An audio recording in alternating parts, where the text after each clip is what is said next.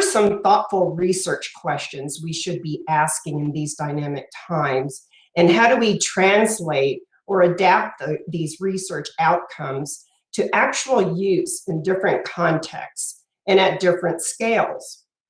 Well, let's learn a little bit more about this question and some others. So I'd like to introduce our first panelist, Dr. Terry Reed, who is Assistant Vice President of Faculty Research Development, as well as Professor in Chemical and Environmental Engineering at the University of Cincinnati. Dr. Reed.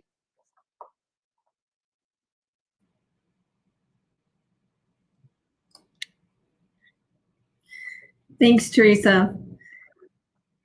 So I'm very pleased to share with you some work that we have been doing and have done out of Purdue University. It was work done by Beth Holloway, P.K. Embry, Ken Reed, and myself during our times back at Purdue. So very pleased to start with something that there may even be a few tattoos of this in the audience somewhere, of the admissions funnel. So we all often think of various stages of admissions, and beginning back and before 2006, we were working to increase our number of women, and we were advised to increase our applicants, which was successful. Between 2006 and 2010, we increased it by over 46% increase, but we didn't see the same increase in the admissions numbers. So why didn't we see that same increase? Maybe the women applicants weren't as qualified, something didn't match in the way they were applying, or was it something else? And so this study was obviously conducted at a public 4-year, highly selective, predominantly white institution. It's also the land grant institution of the state. The student base is overwhelmingly traditionally aged students, and again, we were targeting women. So as you can see, from 2006 to 10 in the lower graphic, there really wasn't much change in the incoming class of women, which is not what we were looking for. So we began looking into the metrics, and a note that all the highest metrics were women applicants, except for one equality, and that equality was the SAT math. I would add that we converted all the ACTs into the SATs using the crosswalk that's provided. And there are some ends missing due to various lacks of information, such as international students. Class rank is another one that has varying ends because people is becoming far less prevalent. These are my favorite box plots that show the same data, but they show the differences visually. And you can see that, look at GPA especially, that women were higher than men in the GPA in these applicants as well. And then the SAT math, they didn't look significantly different.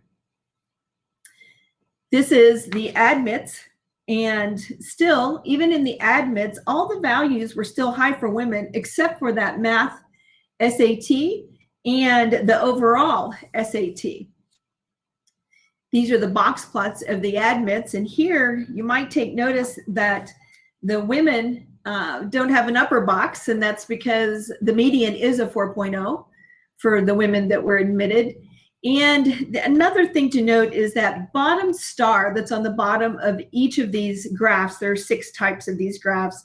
Each of these graphs is the lowest metric, and it always did belong to a male, and in fact it belonged to a Caucasian male, which is a myth that is often needs to be busted in this kind of work. So these were the denied students, because we thought, well, that's very interesting looking at the admits, but let's start looking at the denied. And again, in the denied category, the women were higher in every metric except for SAT. It's the same type of plot again on the denied. Now this time the GPAs for women weren't all a 4.0, but please note that the highest 25% of the denied women, their overall GPAs are higher than the overall GPAs of the lowest 25% of the admitted men to engineering. So from this, we started thinking about what are we seeing? because what we expected to see is that there was no statistical difference. There obviously was. We also know that it's been mentioned many times at the conference that SAT, ACT are not predictors of first-year college, or are predictors of first-year college grade, not academic achievement or graduation rates. And that there were metrics that are better. We've had this conversation, you've heard it multiple times.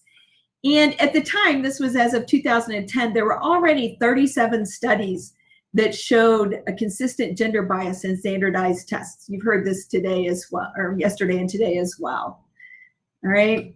So what were our possible conclusions? Only the highest ability women are encouraged, or they self-select in. They're being held to a higher standard, or our counselors are putting more weight on high school performance and less weight on the high school performance versus the SATs, which is true. They actually were using SAT math as a first pass filter. And these are the results that we were seeing. So this is a quote from Virginia Vallion's work from 1998, and talking about where bias could come in, unconscious bias. And so if a policy or a tradition of an institution is to require a certain level of achievement, it's known to disadvantage a certain group, we call that institutional bias. So our bottom line is you can't graduate a student you don't admit. So what would admission look like? This is where we turn to our colleagues who were doing modeling of student success using the Student Access and Success Instrument, the SASE. It had 14 scales of psychosocial measures. It actually had multiple types of academic performance and other factors all the way through career performance. However, we used a subset of this in the first year, and we looked at retention after 1 and more, 1, 2, 3, up to graduation. And these are the models that we're sharing with you today. And what we found is that the dark line with circles in it, the darkest line, that's the general, that's the all. And as we know, whenever you start aggregating data, then once it's disaggregated, you find things that were hidden and are masked in the aggregation. And so we found that using the full model that we were able to see a difference between what the factors were for predicting not just first year retention, which ended up being more of the furthest lines out. These are all normalized to a 1.0, the betas are. So the furthest lines out are the most influential factors. And there's some similarity in semesters of science and obviously SAT math, since it was used as a filter. But there are also some differences in that semesters of math is very important for males, but not for females. But look at leadership. Leadership's all the way out to the end, along with semesters of science being very important, and high expectancy value down at the bottom for women. We did the same work at the graduation view, and we saw that semesters of science is still very important for both males and females.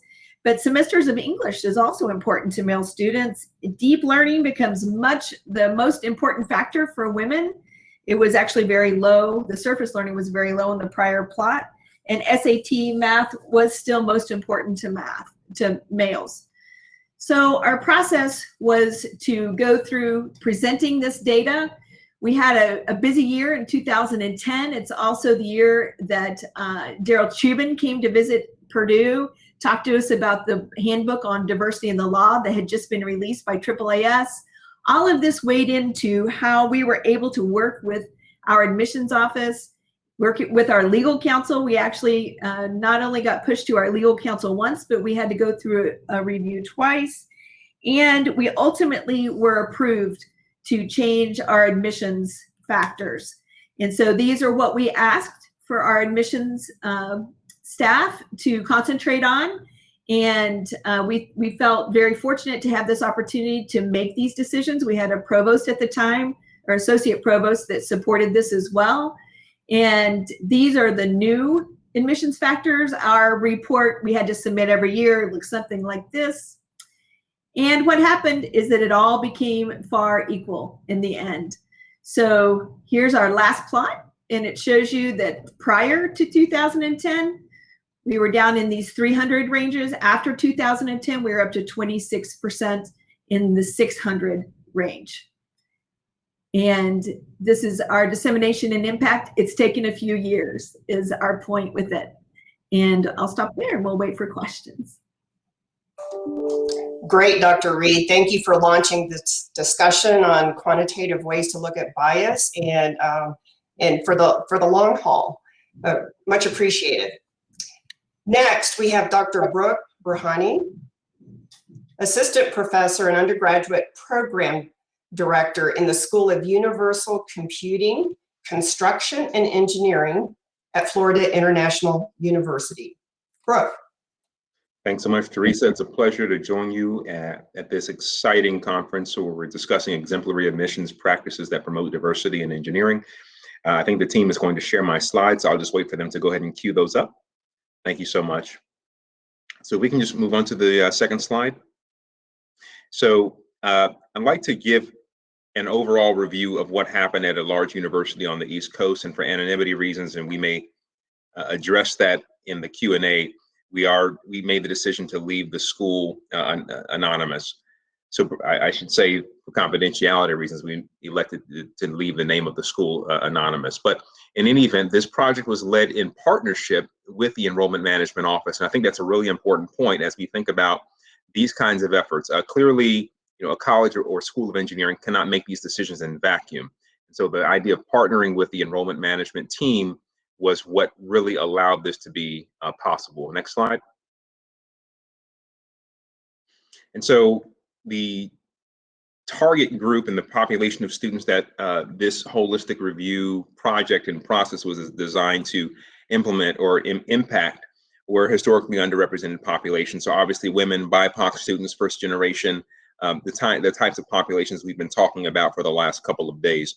I will also just add that what I'm sharing with you today was not a formal research project, but it was really more of a practitioner's view or a practitioner approach that was really grounded in some of the research that you heard Dr. Reed talk about a moment ago. So there was not a formal IRB review and data collection analysis process, but much more of a practitioner approach to doing what they've already seen in research, which is ultimately what we hope research will do anyway.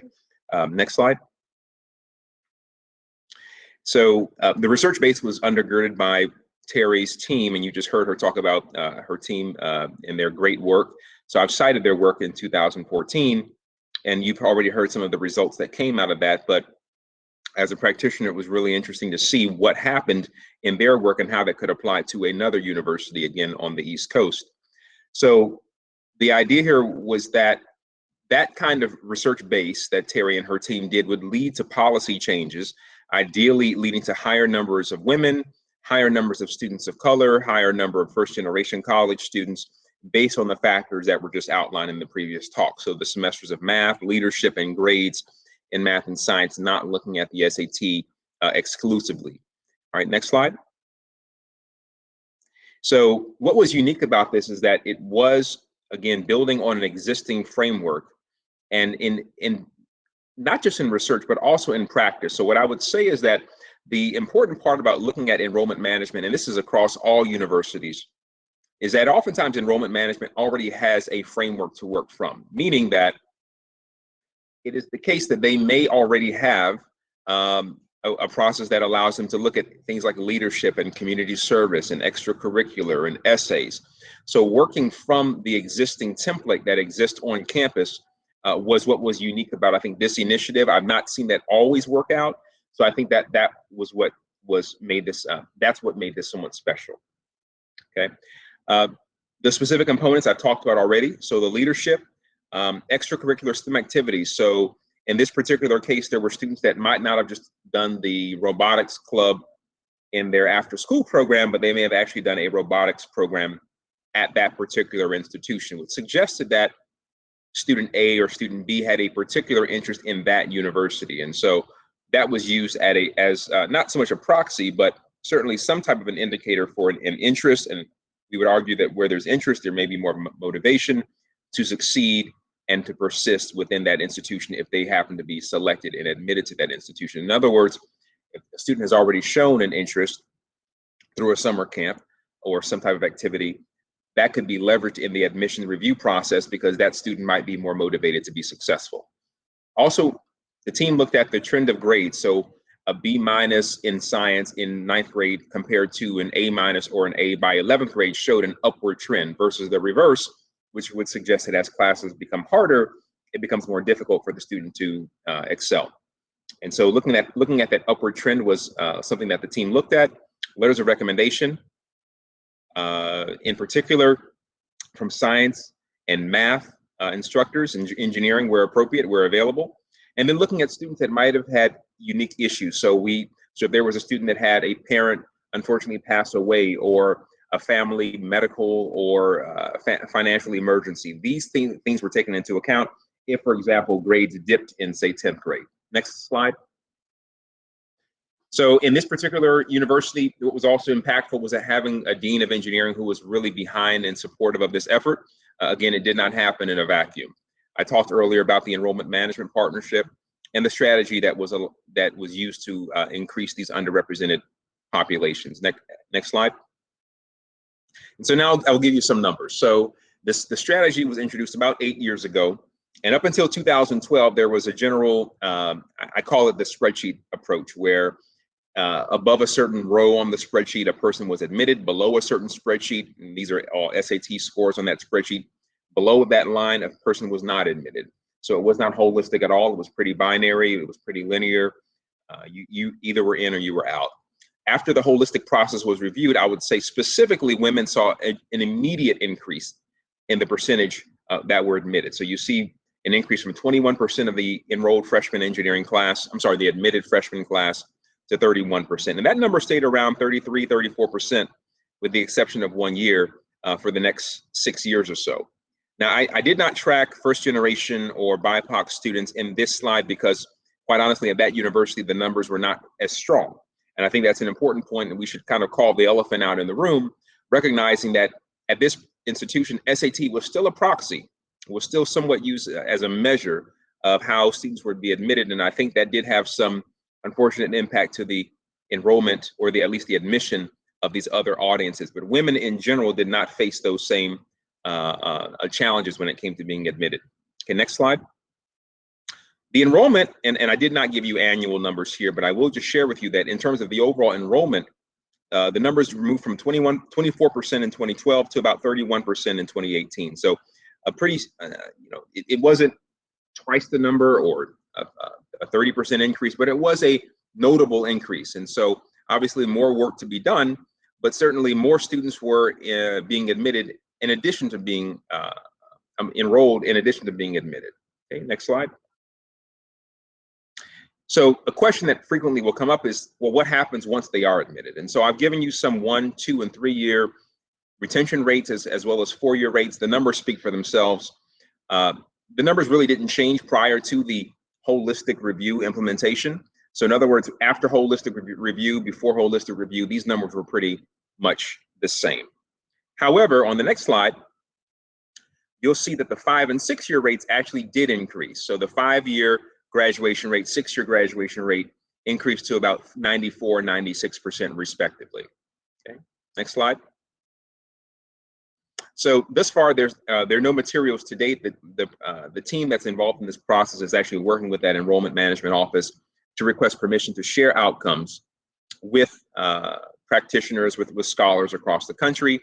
One of the things that I talked to Terry Reed about earlier was just the whole idea of confidentiality, and the fact that in many cases, enrollment management is very concerned at multiple institutions about sharing, quote unquote, the secret sauce, as if to say, if something gets out there, there could be legal ramifications that need to be considered. So that's certainly beyond my pay grade, but it's something to consider for discussion. And that's it for me. So thank you all for allowing me to speak, and I'll turn the floor back to Teresa.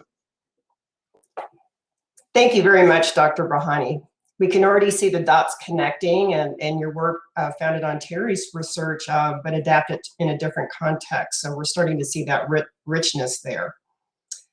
Next, we have Dr. Michael Bastido from the University of Michigan. He is the director of the Center for the Study of Higher and Post-Secondary Education, as well as a professor in the School of Education. Michael.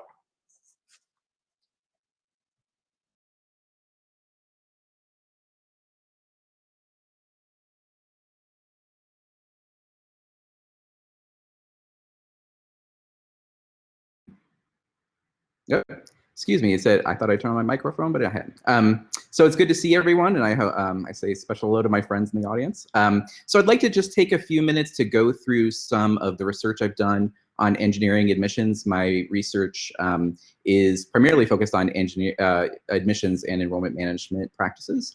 And so I'm gonna spend a few minutes going over some earlier research I did, and I apologize if you've seen it before, I'll then go on to some emerging research that hasn't yet been published and try to pull it all together to see where this could take us in the future. So if we're thinking about holistic admissions, one of the things that got me into studying this field is to get a better understanding of what it is that we really mean by holistic review. And it turned, when I first started asking people just through interviews, I would get very many different answers.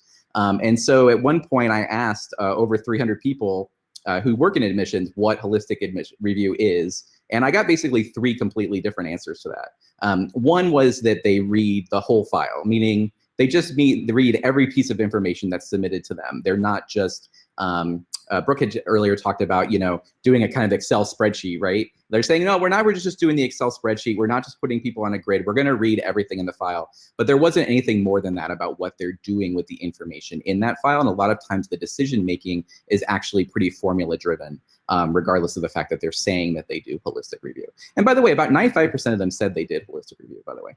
A whole person means that they want to get to know the applicant as a person, as a unique being that can make a contribution to the community and a contribution to the school, but more just about getting to know them as an individual. And then a whole context review means that you're reviewing the individual in the context of the opportunities that are available in their environment, in their family background, considering extenuating circumstances and educational opportunities. And this is what most admissions and enrollment leaders talk about when they talk about a holistic review, but it was actually only about 30% of our respondents who gave us a contextualized answer. So when we did the research, there really wasn't a lot of consensus yet on what holistic review is and should mean. When we're thinking about context, there are some challenges in the admissions process to doing contextualized holistic review. And one of them is the high school profile sheet. For those of you who do admissions, you're very aware of sheets like this. This is from nearby to Ann Arbor, where I live. It says that we work in a picturesque community of rolling hills and century-old dairy farms, and a lot of information that isn't all that helpful in the admissions process. But you have to rely on what the guidance office is producing to you when you're using profile sheets as the predominant way that you're gleaning context information at the undergraduate level. And class rank has really declined in use very dramatically. So I very often get the question about, hey, why don't we just use class rank? And the answer is almost all the independent and private schools don't offer you class rank anymore. I think it's something like 2% are giving class rank. And a lot of schools aren't using it now in particular. And particularly wealthy schools are not offering this anymore because of concerns about both coming from parents about rank and how it might affect their ability to get into more selective colleges, but also the competitiveness that occurs in those schools over things like class rank that they see as pretty toxic. So we can't really use class rank in the way that it's been used before. So I'm going very fast today, but I wanted to thinking through all the information I learned about admissions, about whether or not, how can we do contextualized review better? And how could we provide better and more robust contextual information to admissions officers? And if we did, would it change anything about the decisions that they made in that process? And so I was lucky enough to get an NSF grant with Nick Bowman of the University of Iowa, and we did an experiment where we randomized 311 admissions officers who had been recruited through NACAC and CACHE, which I'm sure a lot of you are aware of. And they had to work in a selective college, and they had to regularly read admissions files. And this is the demographics of the admissions officers that participated, which was about, from what we know, which is not a lot, it was about representative of what admissions officers look like nationally. So we randomly assigned them to 2 conditions. One was a more limited information condition of the kinds of things that you could glean from that profile sheet. Regardless of who wrote it, they probably are including things like the name, whether or not it's public or private, the number of students, what the graduation rate is, and some parental education, which you would get from the application, whether it's Common App or Coalition. So you would have enough information to know something about the SES of the school and of the student, right? Parental education is a good indicator of SES of the family. Graduation rate is a decent indicator of the SES of the school, but you wouldn't have really robust information. We had another condition which we provided really detailed information about average test scores, percentage of that are FRL, the percentage of students who have limited English proficiency, number of AP classes, percentage of students earning a credit-bearing AP. So a lot more detailed information about the high school. And the thing that we were really interested in figuring out was, would this having this information have any effect, if I go to this slide, have any effect on the propensity of an admissions officer to admit a low SES applicant, right? So if this information, limited or detailed, didn't matter that much, then they would be just as likely to admit this applicant. In both conditions. But if detailed information matters, then they would be more likely to admit the low SES applicant, even though it's the same exact applicant with the same exact application. And the answer is looking to the left. So look at the left, you can see that for the low SES applicant, the admissions officers were about 25% more likely to admit that low SES applicant, just having better information about the high school context that student came from. So we thought that that was a really promising result. And there were some interesting caveats to that too. One is that there were no differences in the results by how much experience the admissions officer had, whether or not they were the dean or an admissions counselor, whether the school was more or less selective. But there were impacts on whether or not they gave a holistic answer to the question, what is holistic review? So for admissions officers who said context was important to them, better context data made it more likely that they would admit that low income applicant. So that was also something that was really interesting to us and said, hey, there's a lot of promise here with giving admissions officers better and more robust contextual information if we're really trying to move the needle on the number of low income students who are in engineering or in universities more broadly. So then we wanted to move to saying like, hey, well, what if admissions officers read applications from their own office? And so we started using, it wasn't this exact thing, but we started using a dashboard that looks like this. This is called Landscape. It's actually very close to what is used now. It's produced by the College Board and gives information on some key indicators of high school and neighborhood contexts that are consistent and robust for all applicants. And so what we did was we had admissions officers reread applications from the previous cycle with a dashboard like this and see what happened. And the answer is, if a school used formula-driven admissions, if they were kind of a whole file school, it didn't make any difference. It really matters whether or not your admissions office has a holistic philosophy to reading applications.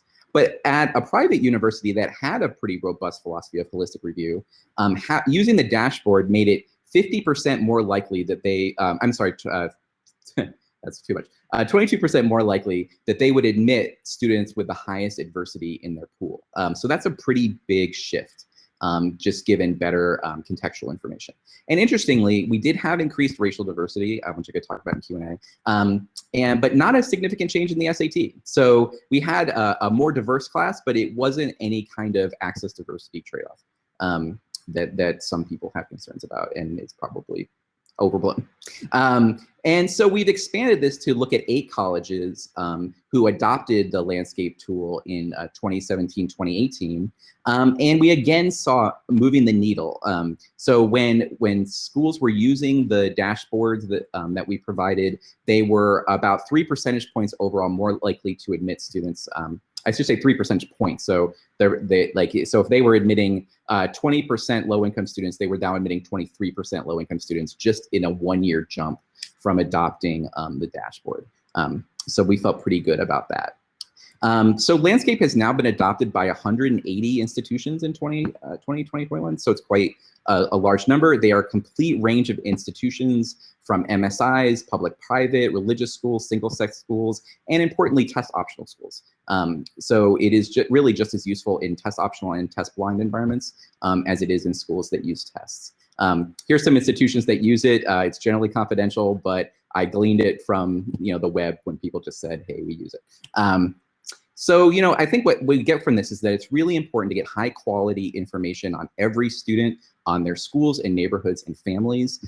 We can't just rely on what admissions officers know about schools or what they can glean from profile sheets. They shouldn't have to guess about what the context looks like, just like they don't guess what's in the application about individuals. And then hopefully admissions officers can be trained in order to interpret that data in an effective way. And that's not necessarily intuitive or natural. Like, there are things that we have to learn about what our contexts look like in order to do that work well. And so I'm going to skip that because I'm going to skip through things because I've run a little over time. But if you have any questions, I have follow-up studies that I would be happy to share with you about student success in engineering. If you want more information, please feel free to contact me. This is my email, and feel free to just drop me a line. I'd be happy to share anything I have with you. So thank you very much. Thank you, Michael, for that very rich presentation. I'm sure we'll have some follow-up. That was great information. Our final panelist is Dr. Julie Posselt, Associate Professor of Higher Education in the Rosier School of Education at the University of Southern California. Julie.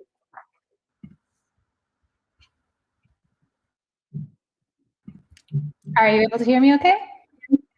Yes. All right, great. Well, hello, everybody. Thank you so much for the opportunity to share today. It's a pleasure to be a part of the panel and the event.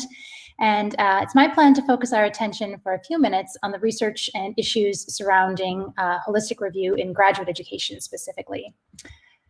So the value of holistic review was identified in 2018 by the National Academies, specifically of Science, Engineering, and Medicine, in their graduate education for the 21st century, STEM graduate education for the 21st century report. And I believe that we have at least one of the authors of that report in the room, Joe Alper. I see your name in the participants list. Among the recommendations that it offered for creating more diverse, inclusive, and equitable environments was holistic review. That among the strategies that can accelerate this, comprehensive recruitment and holistic review were recommended. So this has been a centerpiece of my research agenda for more than a decade. And so today what I want to do is share with you some of the highlights from that. A book that was published by Harvard University Press, a quantitative analysis from the Journal of Women and Minorities in Science and Engineering, a framework for holistic review that was published in my most recent book, Equity in Science, and then some brand new policy implementation research on holistic review that we've just finished with my team. And what I hope you'll take away from this is the importance of recognizing that holistic review is a technology, and that like any technology, it demands careful design, careful implementation if it's going to serve the goals of equity and diversity. And I think the previous presentations have teed me up really nicely for that. So my first book, Inside Graduate Admissions, was anchored around the questions that you can see on the screen and was the result of 2 years of ethnographic fieldwork in 10 departments that represented 9 fields of study.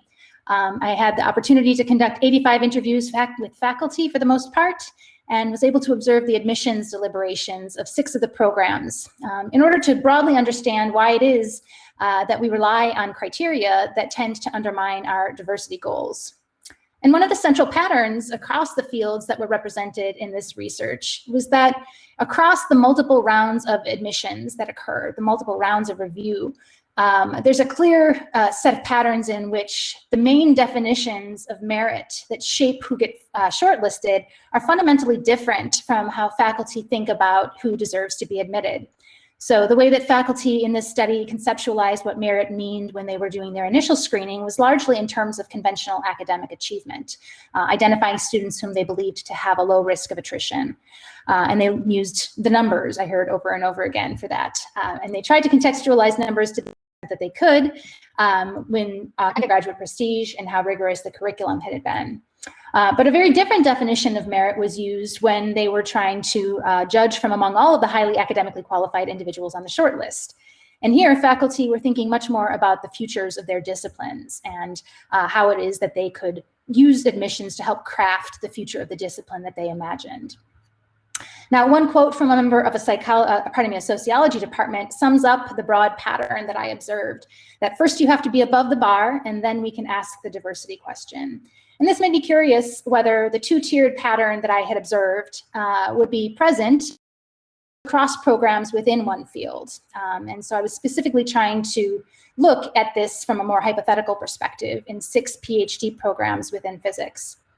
So testing that hypothesis was the focus of a 2019 paper called Metrics First, Diversity Later, making the shortlist and getting admitted to physics PhD programs. And without going into too much detail about the modeling techniques, we did effectively find evidence for the broad pattern that GRE scores have strong positive relationships with making the shortlist, all else equal, and that although women and Latinx do have higher odds than men and white students of being admitted, conditional of course being on the shortlist, Black students do not have significantly better odds. And I would be glad to share more about those findings if there's interest. A series of hypotheses that I won't walk us through.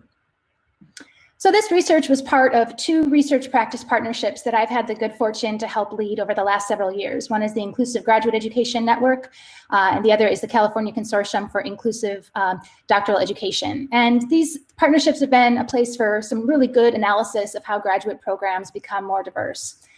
Through that, my colleagues, who are a combination of STEM and social scientists, have developed a framework for holistic review. And the core of it is that it's not enough, and we're hearing this today, that we change which criteria are considered or what sequence we're considering it.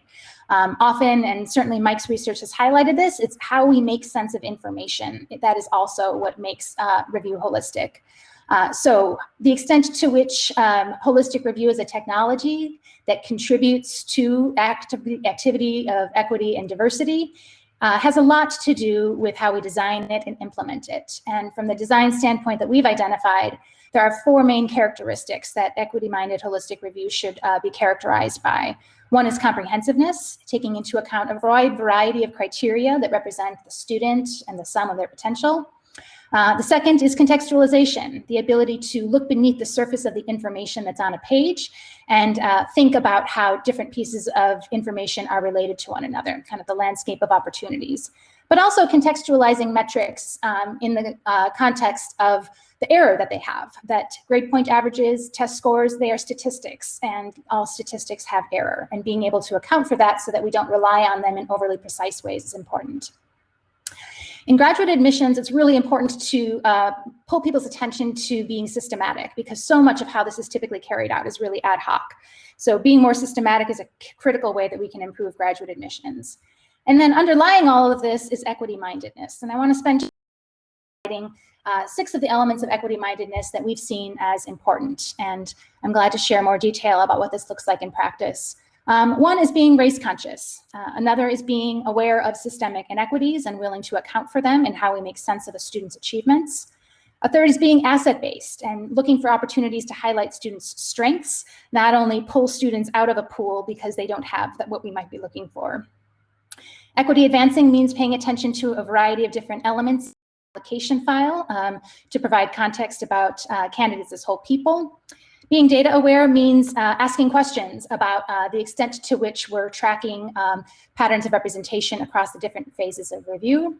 And then perhaps most fundamentally, institutional responsibility means being willing to ask critical questions about practices and processes.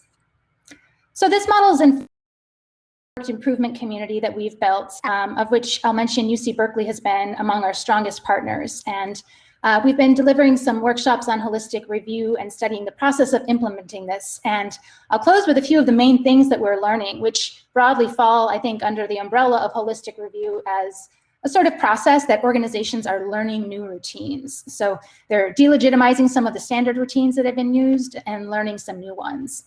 And this is happening at multiple levels. So programs in deliberating the GRE, which is of course a lightning rod, but really just a starting point for holistic review, are finding that having a dialogue about what is legitimate is really valuable over and above what decision is ultimately made. Instead of just accepting your inherited admissions policy, being able to normalize what we want to be doing with admissions is worthwhile. At the level of the committee or the group of whoever is doing review, coming to some common file review practices is a bit of a cultural shift because admissions has been left to individual autonomy and ad hoc evaluation. So developing and implementing rubrics is really about developing shared norms and for what kind of routine we're going to bring to file review. This is literally a task of getting on the same page about our priorities. And then underlying this, sort of one applicant at a time, one reviewer at a time, is developing new routines for the habits of mind that we bring to judgment, and developing routines of contextualization within and across the elements of application, and being mindful of the systemic inequities that are facing this process is really key. I suspect that most of these takeaways for the workshop will come up during the Q&A period, so I'll respect everyone's time that way. But I do want to highlight again the idea that as we are engaged in a conversation about admissions, to remember that all of the things that we use to create judgments are our tools. And like all tools, we should think of them not as inherently good or inherently bad, but as something that can be designed and honed and improved towards specific ends. And in all of that, the diversity of the designers is really crucial. So making sure that we have a diverse group of people at the table when we're having these conversations about change is critical. Thank you so much. I'll look forward to our discussion.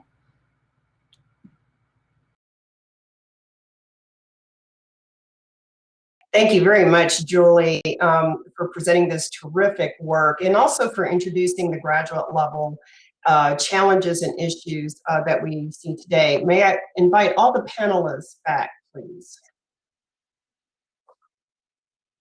And as a group of panelists, they have really touched upon the vulnerability of transitions, looking at high school profiles, transitioning to undergraduate programs through an admissions process and all that entails. Then also transitioning to graduate school. So we have really presentations that touch upon that whole ecosystem, which is full of challenges. So the audience, could you please start submitting your questions? I would like to touch off, you know, we did discuss different issues here. Can you highlight some of the pain points that inhibit successful admission processes, whether going from high school to the freshman year, community college, entering the sophomore year, perhaps early junior, and the senior year to graduate school? There could be an assumption that, oh, student made it through undergraduate, they're okay from here on out. That's not the case. Could you all please comment on this question of pain points, and how would that inform research questions you would ask? Who would like to start?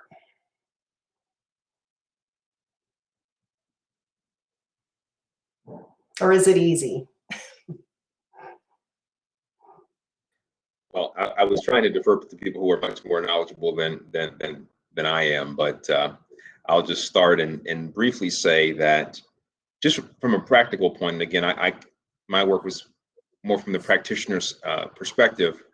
I found the actual work of getting it done without an AI or data-driven type of software, having actual hands and feet to do the work was challenging. So in the case that I mentioned, there were about 15 to 20 different volunteer reviewers from within the College of Engineering who simply volunteered their time. They got a very small gift in exchange for it, but finding people to actually do the work is tough. And again, if you don't have some type of algorithm built in, you have to rely on human power, and that always costs time. So. And to train them properly.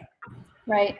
Right. Yeah. If there's a single pain point that I see in admissions PhD programs, it's the volume of applications, and the perceived trade-off between doing a thoughtful, deep review of files and the sheer number of them. There are some examples of places that are implementing sort of multi-rubric review processes. Stanford's mechanical engineering is a good example, over 1,000 applications per year, and by having multiple rubrics that they're bringing to bear not only on the committee review, but then when individual faculty are interviewing prospective students, they bring some structure to that part of the process as well. And one thing that programs implementing rubrics with large file numbers have identified is that you can actually buy some efficiency because it tells you what to be looking for within files and focusing your attention on those things. So yeah, and I'm personally really curious to learn more about equitable approaches to AI in this space, while also, really appreciating the value of human judgment as well. Great, thank you, Julie. Terry? So we didn't, at the time when we were doing our work, we had yet to have an embedded person in admissions. They ultimately did put an embedded engineering person in admissions, but we, what we did is we actually took the presentation, much of what you saw with a little more details, and we created a committee of 17 people that was the scholarship committee. And we asked the scholarship committee to start using this understanding of successful students, what their benefits were. And this was a spreadsheet analysis, but we were building a list of tools, a list of names or words that indicated leadership, for example, to us. We had, we were creating these proxies for some of these psychosocial, scales that were showing us who was successful, and doing the research to see how well they were translating something that we just never got to. But we were, trying to operationalize AI without all the AI background. So that was part of, and we did see a difference after we showed the presentation to our 17-member committee that were, all engineering faculty and staff. Then we ended up increasing our scholarship rates to 52% women when it was down in the 20s prior.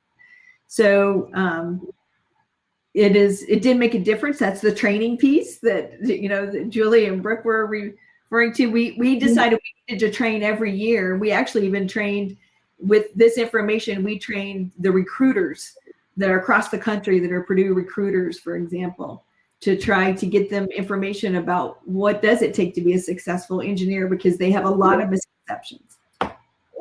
Correct. Great answer. Michael? I'll just add that, one of the things that Julie talks about in her book is that faculty are risk averse in graduate ed.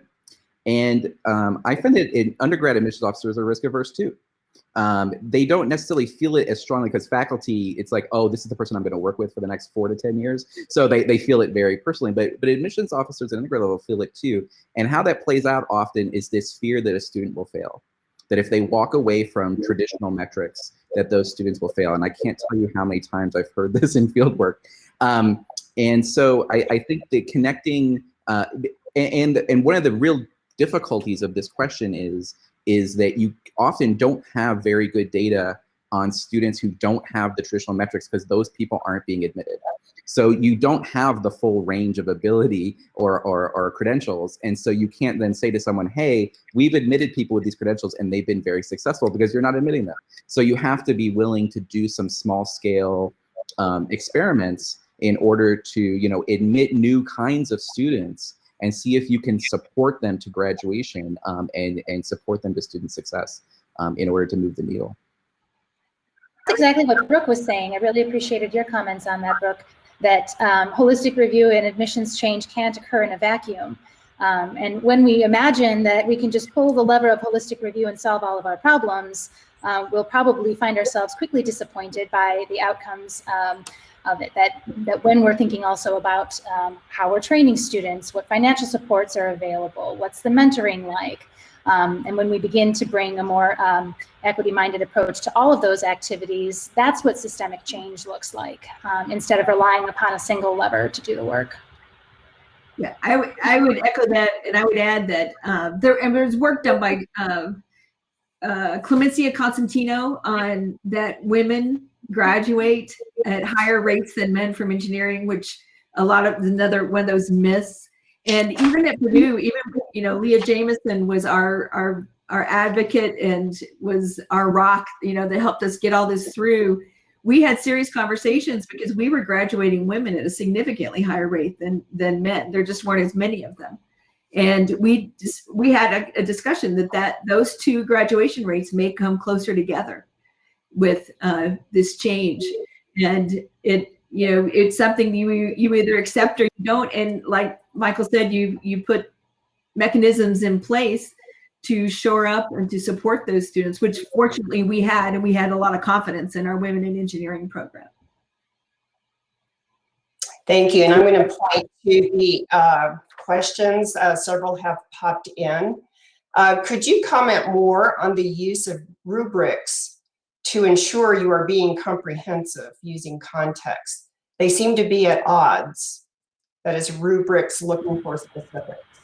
Yeah.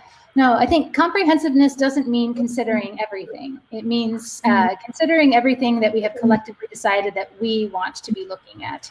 And most of the evaluation rubrics that I've seen range from having 5 to 8 criteria, and then within each of those operationalizing different levels as including a couple of different indicators of what that criterion might look like. So there's still lots of room to design for flexibility, to leave some room for individual judgment and nuance. And I would say that no evaluation rubric that's looking at humans is complete without having some sort of space for comments where people can justify the assessment that they are making and perhaps identify deviations from how it's conventionally been defined within the rubric, but potentially aligned with that. Yeah, like all things, it's not going to necessarily give you the context, but you can write into the operationalizations the kind of contexts that you think are important. Great, thank you. How do you conduct holistic graduate applicant review for STEM students from foreign countries outside of standardized tests? Standards are so different across various countries. Yeah, that's a challenging contextualization issue, to be sure. A lot of graduate schools do work with service providers that are providing transcript translations to identify comparable courses of study. And then, I don't know, I'm personally a proponent of the TOEFL and don't necessarily see a need for eliminating that. The best current research suggests that its predictive validity for international student performance is significantly greater than that of the GRE anyway. So to me, that's one indicator of students' readiness to engage at the graduate level that you can keep in the mix without particular worry about how it might be hurting domestic students' opportunities. Very good. Okay, great. Thank you, Julie. Another question. When the admission process or evaluation gets more complicated, doesn't it seem harder for students to compete, those who do not have the coaching?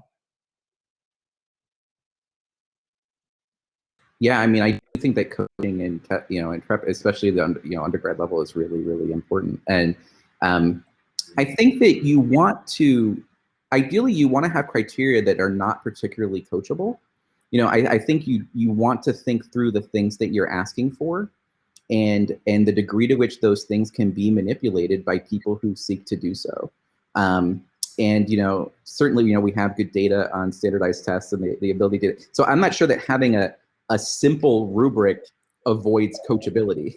You know what I mean? Like, if you're just looking at, if tests are your primary a decision maker, then that's one of the things that you absolutely can be coached on. So, but it's pretty, you can coach someone on what extracurriculars to take, but it's pretty hard to take them for 4 years and to fake, you know what I mean? Like, and so grades are another one too, which are, pretty hard. So what criteria are and how coachable are, and frankly, how connected they are to wealth and privilege, and it's okay. There are everything in the admissions process is connected to wealth and privilege, but I just thinking it through and the degree to which, for people who do not have that wealth and privilege, how can they succeed on the metrics that you are using? And what does it look like when students who do not have that wealth and privilege, what do they look like? What can we imagine? And can we, treat that as just as valuable in the process, just as much of an asset as we do the students who have wealth and privilege in the process and the things that they bring as assets to the process? Agreed. And I can tell you, it's not just about ability, it's about what on earth is a university and how do I navigate that space, and understanding definitions and who does, what's a registrar, for example. It gets down to some basics like that. Brooke. I just wanted to build on what you and Michael were just saying, and especially as it relates to privilege. Michael, you took the words out of my mouth. I think that's why I mentioned this notion of really pulling out the first generation college status as its own data point, because quite honestly, you really can be comparing apples to oranges if you're talking about a student both of whose parents are engineers, both of whose parents are doctors, you know, third, fourth generation college student, I mean, versus a first generation college student.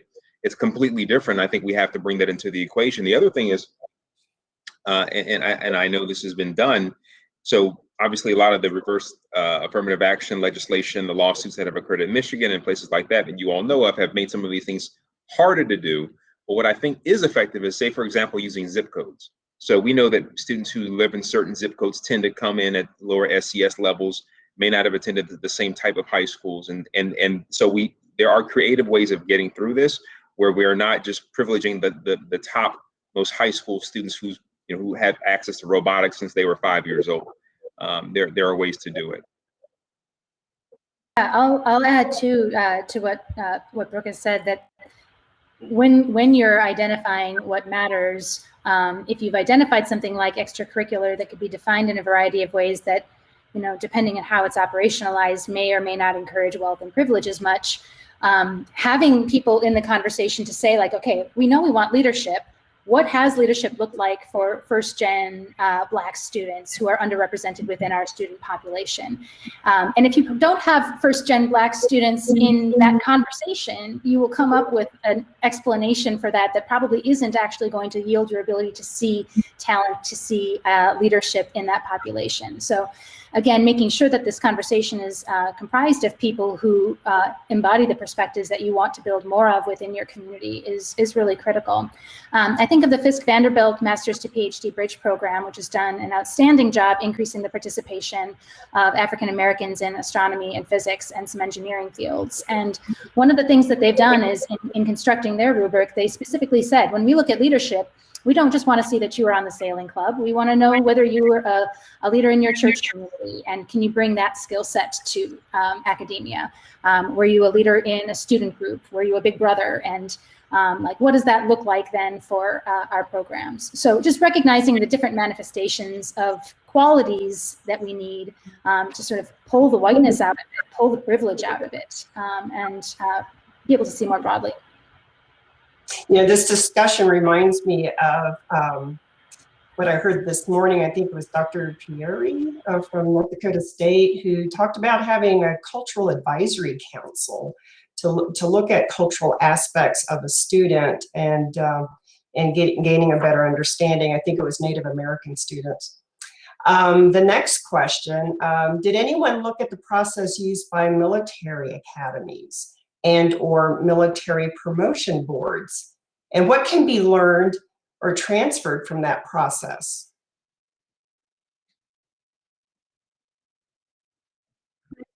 I'm excited about the prospect of research in that area. There's a lot of interesting cultural work to be unpacked there. A good amount of the Daniel Kahneman work, like his very early work, came out of military, studying military selection and hiring, and so a lot of my work is embedded in questions of decision theory, and his work has been really central to me. There's comes out of looking at peer effects. The unusual nature of military life has yielded some natural experiments looking at interesting papers on that, using students from West Point, things like that. But without knowing more about the question, I don't know if we would know exactly like what mechanisms they're interested in and like how those would sort of translate into other kinds of schools or admissions practices. Great, thank you very much. Julie, there's one specifically for you, and others certainly join in. Can Julie give us a 30-second synopsis of why Blacks do fare as well in admissions to PhD physics programs than others? That's an exciting challenge. Okay, don't turn the timer on, but I'm going to watch my timer. I think it starts with the prevalence of GRE scores as a primary filter within physics PhD programs. Black students are going to be excluded almost 100% based on the standard cutoff score that is used in more than 70% of physics programs nationally. The reliance on both the quantitative and the subject score makes a big difference.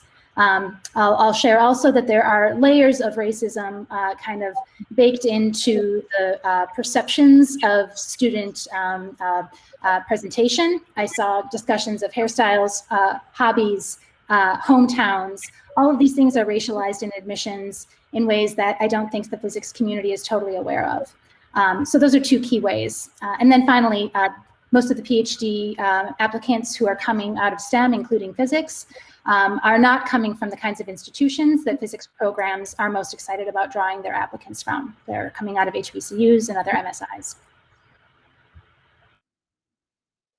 Great, thank you very much. We have about a minute and a half. We've had a very challenging year plus with COVID-19, but we've also had other dynamics happening with demographic shifts of students entering our undergraduate programs. So we can have disruptions of different types, some longitudinal, some short term.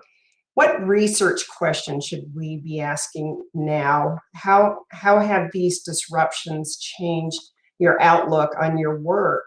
And if you were to network with our audience, what types of research questions would we put forward, and perhaps submit some proposals for funding to make an impact? How has COVID-19 really impacted how we need to look at admissions in engineering in general? Well, I mean, I think I'll take the low-hanging fruit and leave more difficult things for everyone else. I think, so many schools have gone test optional and test blind in response to COVID-19. And so in terms of admissions practice, that has led to, a big shift in pushing towards more holistic review for schools, and I think, engineering programs are especially likely to rely on tests, especially the math test. And so not having that there has pushed towards more holistic practices. But there's so much in that we don't really know. I mean, we don't really know, what it means to do holistic review outside of tests. We don't have people who've done field work. We don't have quantitative data. There's so much we don't have. We have a few papers on test optional from pre-COVID of schools that were really passionate adopters. We're not, teasing out the causality is really difficult. And what does it mean what are the best practices in doing test optional or test blind review? And I think these are really important questions for practice that we don't necessarily have great data on yet. So I'll keep it there. Anyone else, Brooke? I keep trying to go last, Teresa, because I want everyone to talk first.